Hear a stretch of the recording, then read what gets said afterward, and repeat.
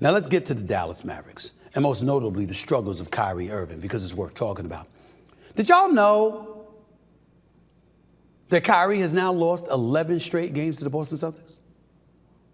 His last win against his former team was just over 3 years ago when he was a Brooklyn Net.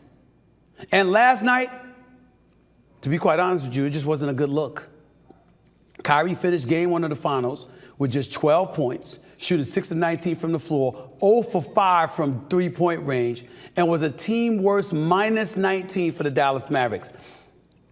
Look, it's not a crime that this happened, but I think we got to be honest about it. Kyrie Irving was rattled by that Boston Celtics crowd. They booed him loudly. They were spewing venom in his direction. And Kyrie is not a bad guy. We all know that even though he works through a lot of things mentally and emotionally, the fact of the matter is that he's a decent guy who wouldn't mind being liked. And when you look at the Boston Celtics fans, that'll never happen. A, because you're an enemy of the Boston Celtics as long as you're wearing the opposite uniform. Just ask Draymond Green about how they treated him 2 years ago when he was playing, he's still with the Golden State Warriors, but when they were playing against the Celtics in the finals, he was a bit rattled in the first couple of games in Boston. Ultimately overcame it and played like a damn all-star in that game 6, no question about it. But let's make sure we understand the importance of what we're talking about here. Kyrie Irving is one of those dudes that will be religiously hated by the Boston faithful.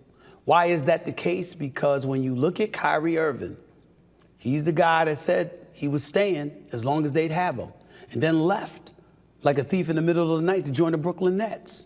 They didn't forgive him. He comes back as a member of the Nets, and what happens? He steps on a leprechaun on the parquet floor. He flipped the bird at fans. So he knows that he was wrong, as he acknowledged that, and it's not a crime, and we all move beyond that. Everybody's going to move beyond that but the Boston faithful. Why?